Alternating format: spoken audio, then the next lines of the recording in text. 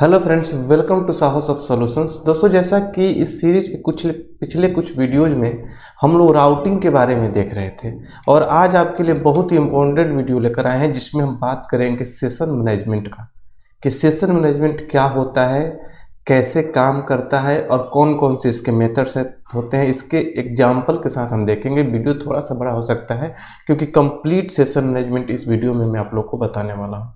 कैसे हम चेक करेंगे, कैसे एक पेज से दूसरे पेज पर सेशन के वैल्यू को लेकर जाएंगे, हर चीज़ मैं बताने वाला हूँ।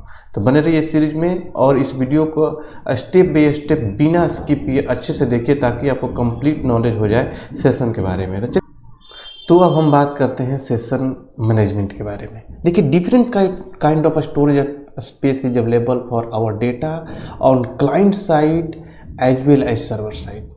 We can choose any of them according to our need and level of transparency. कहने का मतलब ये है कि different kind of data storage जो स्पेस होता है हमारे ब्राउजर में, यूजर के ब्राउजर में भी अवेलेबल होता है और सर्वर साइड भी अवेलेबल होता है, जहाँ पर हम अपने डेटा को रख सकते हैं फॉर फर्दर यूज। तो अपने प्रोजेक्ट रिक्वायरमेंट के हिसाब से, अपने नीड के हिसाब से अपने डेटा को हम रखते हैं, चूज करते हैं कहाँ पर रखें। जैसे आप लोगों ने कुकीज वगैरह का नाम सुना होगा, हिस्ट्री तो सुना होगा कि ब्राउजर ने हिस्ट्री मेंटेन कर रखा है, कुकीज में कुछ डेटा है। तो ऐसा हम क्यों रखते हैं, क्यों यूज करते हैं इन सारे स्टोरेज स्पेस को?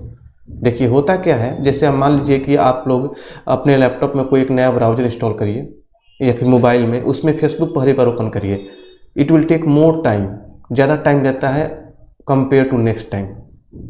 अगर आप उसी ब्राउजर में दूसरी बार उसी एप्लीकेशन को, जैसे फेसबुक को ही ओपन करते हैं, तो पहली बार से कंपेयर में दूसरी बार जल्दी ओपन हो जाता है। क्यों? क्योंकि पहली बार जब वो फेसबुक लोड हो रहा था आपके ब्राउजर में, तो बहुत सारे डेटा फेसबुक ने आपके ब्राउजर में रख लिया है, चाहे वो कुकीज के अंदर हो चाहे वेब स्टोरेज के अंदर हो, ताकि उसको अगली बार यूज कर सके। तो ये सेशन मैनेजमेंट भी उसी तरीके का है जहाँ पर हम अपने डेटा को रखते हैं, जिसको हम मल्टीपल पेजेस पर यूज कर सकें। हमने एक पेज से कुछ डेटा को रख लिया और उस डेटा को हम सारे पेजेस पर यूज कर सकते हैं। मतलब कि डेटा को ट्रांसफ़र कर सकते हैं एक पेज से दूसरे पेज, दूसरे पेज से तीसरे पेज, जहाँ मर्जी वहाँ यूज कर सकते हैं। ठीक है। तो एंगुलर के अंदर HTML5 का वेब स्टोरेज यूज होता है। देखिए, होता क्या है, यूजर के ब्राउजर में तो बहुत सारा चीज़ अवेलेबल है, जैसे कुकीज है। पहले कुकीज ही यूज होता था, लेकिन cookies limited amount of data को ही स्टोर कर पा रहा था, लार्ज अमाउंट ऑफ डेटा को हम नहीं रख पाते थे उसमें। ठीक है। जिसको ओमिट करने के लिए, उसको ओवरकम करने के लिए HTML5 का वेब स्टोरेज यूज होने लगा, जो लोकली यूजर के ब्राउजर में हम लार्ज अमाउंट ऑफ डेटा को रख सकते हैं और सिक्योर तरीके से रख सकते हैं।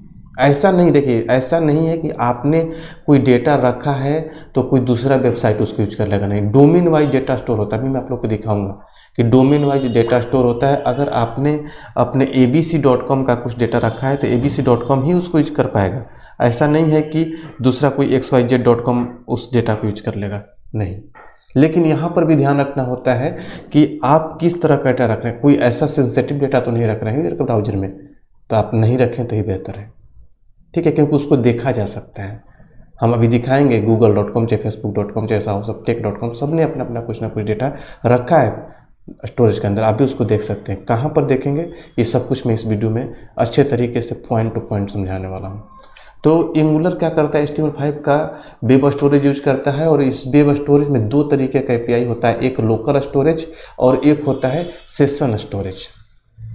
ठीक है। ये एक कम्युनिकेशन का कंपोनेंट, एक कंपोनेंट से दूसरे कंपोनेंट पर डेटा भेजने के जो कम्युनिकेशन होता है उसके लिए भी यूज किया जाता है। इसका ध्यान रखिए, इसको यूज करेंगे तो आपको बिल्कुल ही पिक्चर क्लियर हो जाएगा। मैं एक कंपोनेंट से डेटा की लोकल स्टोरेज या सेशन स्टोरेज का रखूँगा, उसी डेटा को दूसरे कंपोनेंट से एक्सेस कर लूँगा, मतलब डेटा ट्रांसफ़र कर सकते हैं हम इजिली। देखिए, दो तरीके का API होता है, लोकल स्टोरेज और सेशन स्टोरेज। दोनों का काम सेम है, दोनों का सिंटेक्स सेम है, लेकिन कुछ डिफरेंस है इसमें। जैसे लोकल स्टोरेज के अंदर जो डेटा आप रखते हैं उसका एक्सपायरी डेट नहीं होता है। Data will be not deleted when the browser is closed and will be available the next day, next week and next year. जब तक आप डेटा को मैन्युअली डिलीट नहीं कर देते हैं तब तक डेटा डिलीट नहीं होगा, सालों साल पड़ा रहेगा लोकल स्टोरेज के अंदर। ठीक है। और local storage is property of accessing storage object which is use to store and track data from the user's browser.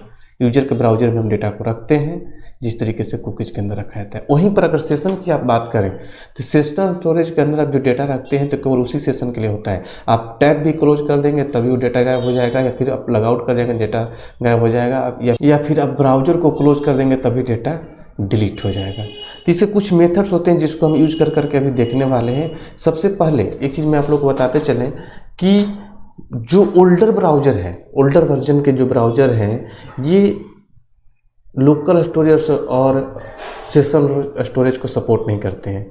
लेकिन आज के डेट में जो लेटेस्ट ब्राउजर है सारे सपोर्ट करते हैं, क्योंकि HTML5 का पार्ट है। इसके लिए कोई अलग से ना सर्विस इंस्टॉल करना पड़ता है ना कुछ भी, डायरेक्टली सपोर्ट करते हैं। तो ये हमें चेक करना होता है, क्या पता कोई बहुत ही ज़्यादा पुराना ब्राउजर यूज कर रहा हो तो वहाँ पर ये सपोर्ट नहीं करेगा। तो आप वहाँ पर मैसेज दिखा सकते हैं। जैसे आप लोगों ने देखा होगा एक बहुत से पुराने ब्राउजर पर कोई एप्लीकेशन ओपन करते हैं तो एक रेड कलर में लेबल लिखा हुआ आ जाता है कि some of feature of this application is not supporting your browser, please use this browser और updated version of this browser। इस तरीके से कुछ लिखा हुआ जाता है। आप भी ऐसा मैसेज दिखा सकते हैं। तो कैसे चेक करेंगे कि जिस ब्राउज़र पर आपका एप्लीकेशन यूज किया जा रहा है वो ब्राउज़र आपके इस फीचर को सपोर्ट कर रहा है कि नहीं कर रहा है, लोकल स्टोरेज और सेशन स्टोरेज पे। तो उसके लिए आप लिखते हैं विंडो डॉट लोकल स्टोरेज या सेशन स्टोरेज।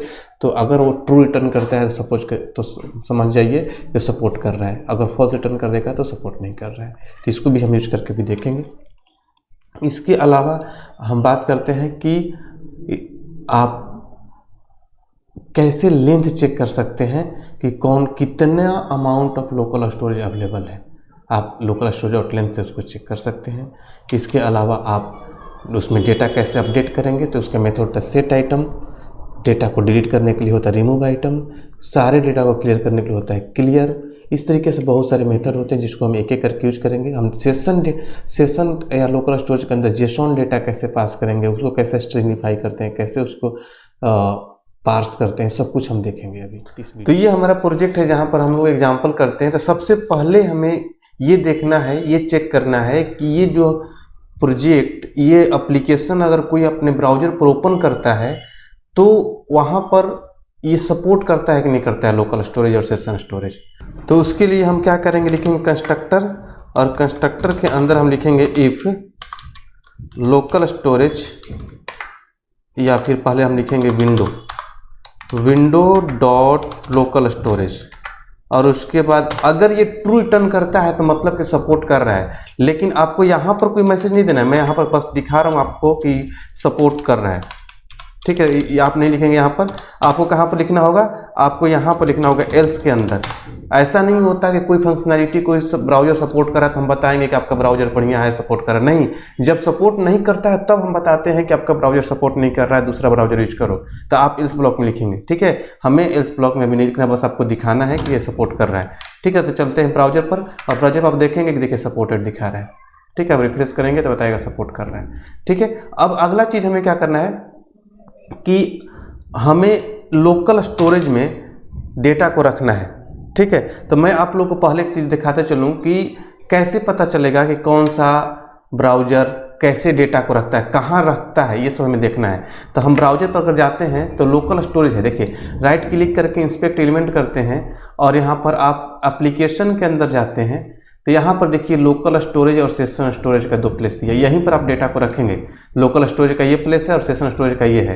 हर एप्लीकेशन, जैसे आप यहाँ पर गूगल ओपन करिए, डोमेन वाइज अपना डेटा रखता है, गूगल हो चाहे आप यहाँ पर sahosobtech.com ओपन करिए, सारे एप्लीकेशन अपना डेटा रखते हैं यहाँ पर, ठीक है। एप्लीकेशन के अंदर आइए और यहाँ पर आइए, देखिए लोकल स्टोरेज के अंदर देखिए सेशन स्टोरेज के अंदर डेटा रखा है गूगल ने, लोकल स्टोरेज के अंदर आए देखिए ये सब डेटा रखा है इसने। तो ऐसा नहीं कि गूगल ने ये सब डेटा रखा है तो आप अपने एप्लीकेशन के अंदर यूज कर लेंगे, नहीं, डोमेन वाइज ही यूज कर सकते हैं आप, ठीक है। ये जब गूगल ओपन होगा तभी ये लोकल स्टोरेज यूज हो पाएगा। जैसे sahosobtech.com भी अगर है तो ये भी अपना डेटा रखा है, ठीक है। हम लोगों ने भी इसमें कुछ ना कुछ डेटा जरूर रखा होगा। देखते हैं यहाँ पर लोकल स्टोरेज के अंदर देखिए इतना सारा डेटा रखा हुआ है। तो इस तरीके से डेटा रखा जाता है।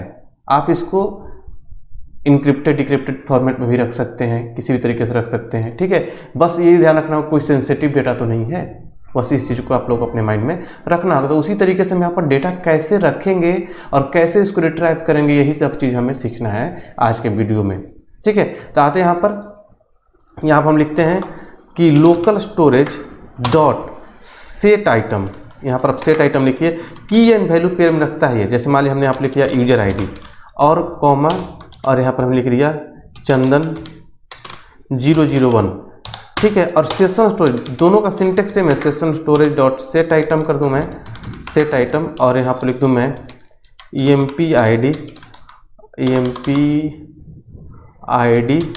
ठीक है, और कॉमा लगाकर यहाँ पर लिख दूं मैं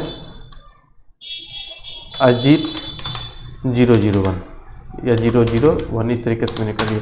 अब देखिए दोनों जाकर सेट हो गए होंगे।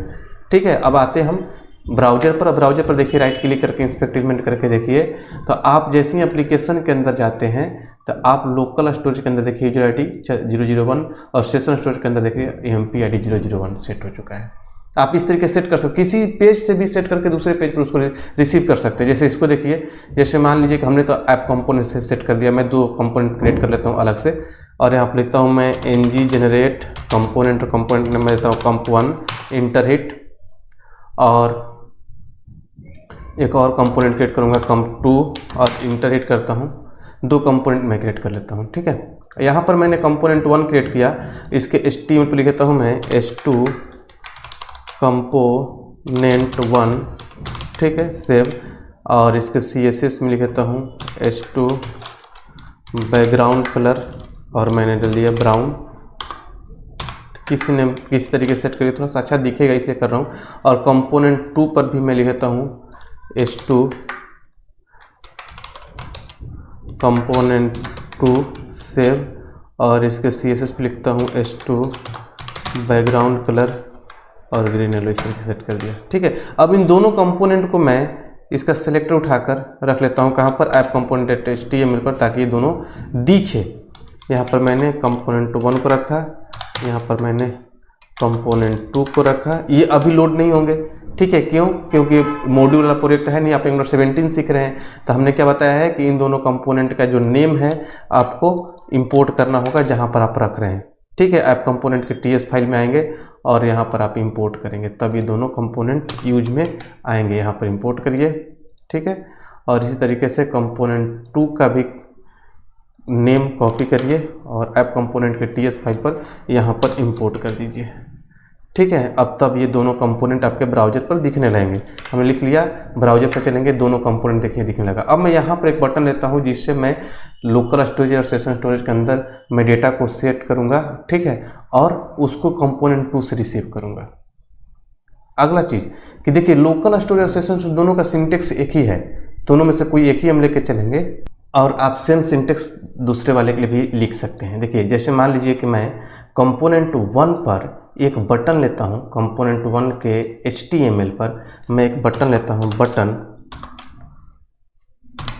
और सेट डेटा, इस तरीके से लिख दिया मैंने, और यहाँ पर मैं क्लिक इवेंट लेता हूं, click equal to set data save, और इसको मैंने कॉपी किया, कॉपी करके इसके TS फाइल पर यहाँ पर मैं ले लेता हूँ और लिखता हूँ local storage dot set item, और यहाँ पर मैं लिखता हूँ EMP कोड।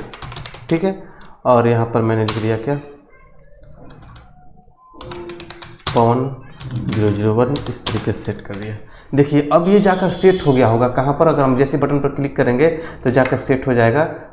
यहाँ पर आइए लोकल स्टोरेज के अंदर, इसको ओपन करके रखता हूँ एप्लीकेशन को। देखिए अभी लोकल स्टोरेज के अंदर आपका एक ही डेटा है। ठीक है, और सेट आइटम करेंगे तो यहाँ पर सेट हो गया। जो मैंने अभी थोड़ी देर पहले आप लोग को बताया कि लोकल स्टोरेज का डेटा हमेशा पड़ा रहेगा। अब देखिएगा, अब बंद करिएगा लैपटॉप, फिर भी अगले दिन भी ये रहेगा, लेकिन सेशन स्टोरेज का डेटा रिमूव हो जाएगा। जैसे मैं ये टैब क्लोज कर दूंगा या ब्राउजर क्लोज कर दूंगा, सेशन स्टोरेज का डेटा उसी सेशन में रहता है। लोकल स्टोरेज का डेटा हमेशा पड़ा रहेगा जब तक आप मैनुअली इसको राइट क्लिक करके एडिट ना कर दें, या फिर क्लियर का मैं कोड बताऊंगा जब क्लियर ना कर दें। ठीक है, तो ये तो आपने सेट कर दिया, यहाँ से इस कंपोनेंट से हमने सेट कर दिया, ये ब्राउजर में जाकर सेट हो गया। आप किसी भी कंपोनेंट से इसको रिसीव कर सकते हैं। जैसे मैं कंपोनेंट 2 से मैं इसको रिसीव करना चाहता हूँ, तो यहाँ पर आऊँगा मैं, और कंपोनेंट 2 पर इसके HTML पे लिख देता हूँ मैं बटन गेट डेटा, ठीक है। और यहाँ पर मैं क्लिक इवेंट लेता हूँ, क्लिक और यहाँ पर मैं सेट कर देता हूँ क्या, गेट डेटा इन सेव। और इसको मैंने कॉपी किया, इसके TS फाइल पर आता हूँ और यहाँ पर मैं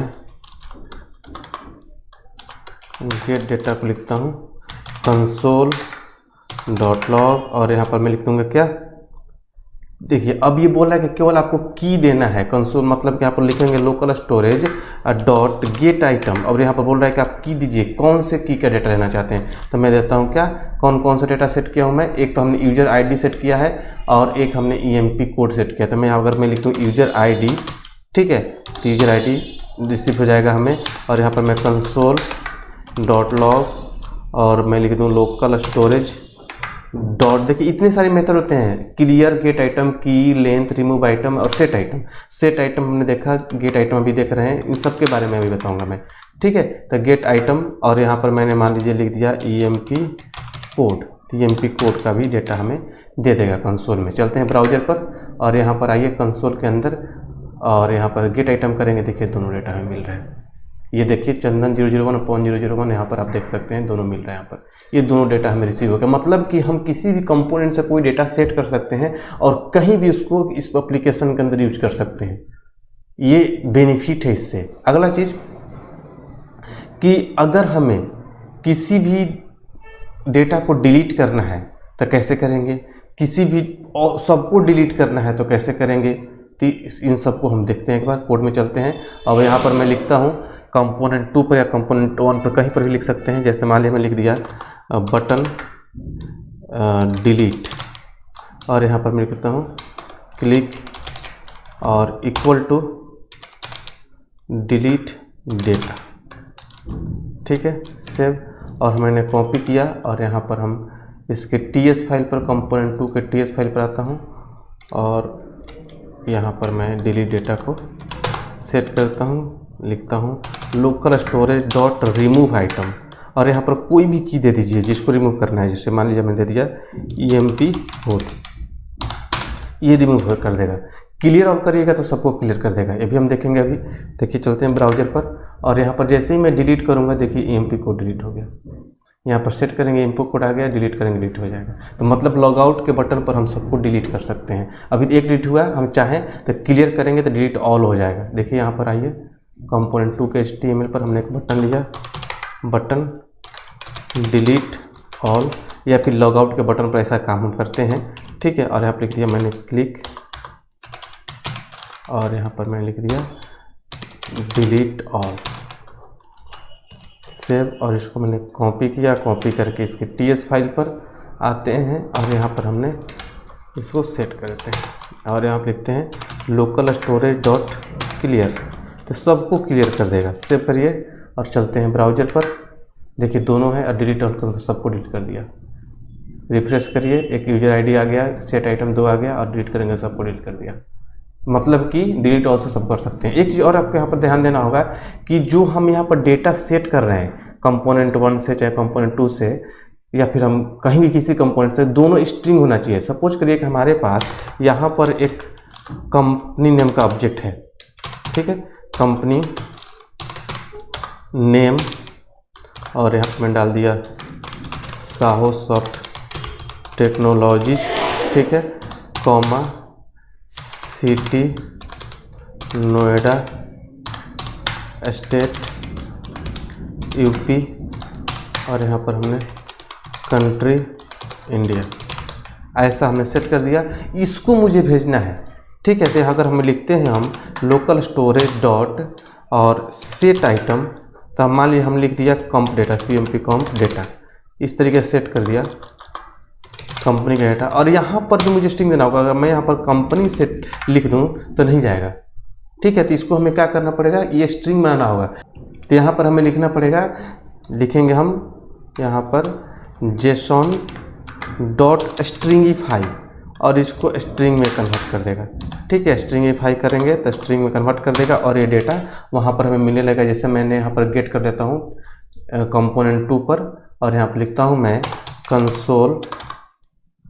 console.log, और यहाँ पर लिख लूँ अगर मैं local storage dot set gate item, ठीक है, और यहाँ पर मैं लिख दूँ कॉम्प डेटा, तो ये हमें डेटा मिल जाएगा। पर देखिए सेट हो रहा है कि नहीं हो रहा है। ब्राउज़र पर चलिए और यहाँ पर देखिए सेट डेटा, देखिए कंपनी डेटा आ गया। लेकिन यहाँ पर देखिए ये स्ट्रिंग फॉर्मेट में आया है, ठीक है, ऑब्जेक्ट के रूप में नहीं सेट हुआ, ठीक है। चाहे कंसोल में भी आप आएंगे और गेट डेटा करेंगे तो ये स्ट्रिंग फॉर्मेट में हमें मिल रहा है, ठीक है। तो हमने ऑब्जेक्ट भेजा और हमें ऑब्जेक्ट में ही चाहिए, तो हम क्या करेंगे, देखिए यहाँ पर आइए, ये सब कुछ प्रोजेक्ट में आपको काम करना पड़ेगा इस तरीके से, इसलिए मैं बता रहा हूँ मैं। तो यहाँ पर हम लिख देंगे, यहाँ पर लिख देंगे json.parse और पूरे लोकल स्टोरेज के आईडी को हम पार्स कर देंगे, ठीक है। तो अब हमें ऑब्जेक्ट फॉर्मेट में मिल जाएगा, ठीक है। चलिए ब्राउज़र पर देखते हैं, और यहाँ पर जैसे मैं गेट डेटा करूँगा, देखिए ऑब्जेक्ट में मिल गया, ऑब्जेक्ट फॉर्मेट में हमें डेटा मिल गया, मतलब हमने ऑब्जेक्ट भेजा और ऑब्जेक्ट ही गेट कर दिया। तो इस तरीके से हम गेट करते हैं। हमें लेंथ चेक करना होता है, तो लोकल स्टोरेज डॉट लेंथ कर लेंगे तो हमें पता चल जाएगा कि लेंथ कितना है। जैसे मान लीजिए कि हमें देखना है कि कितना लेंथ है, तो यहाँ पर लिख सकते हैं console.log, और यहाँ पर लिख सकते हैं लोकल स्टोरेज डॉट लेंथ, तो लेंथ पता चल जाएगा कितना लेंथ है, ठीक है। ब्राउज़र पर चलिए और यहाँ पर गेट डेटा करेंगे तो यहाँ पर लेंथ 3 बता रहा है, और एप्लीकेशन के अंदर आप जाके देखेंगे तो 3 डेटा है। तो ये बहुत ही काम का है सेशन मैनेजमेंट, इसको आप अच्छे तरीके, और भी बहुत कुछ होता है इसमें जिसको हम पढ़ाते हैं क्लासेज वगैरह में। इतना आपके लिए काफ़ी है, इतना से आप प्रोजेक्ट में अपना सेशन को मैनेज कर सकते हैं, अपने डेटा को एक पेज से दूसरे पेज पर ट्रांसफ़र कर सकते हैं, और अपने डेटा को किसी भी पेज पर उसको गेट कर सकते हैं। तो आई होप कि आप लोग को समझ में आ गया होगा सेशन के बारे में। फिर भी आपके माइंड में कोई भी कन्फ्यूजन हो तो हमारे कमेंट बॉक्स में ज़रूर शेयर करिए, हम आप कमेंट का रिप्लाई करेंगे। तो चलिए मिलते हैं अगले वीडियो में अगले टॉपिक के साथ, तब तक के लिए थैंक यू सो मच।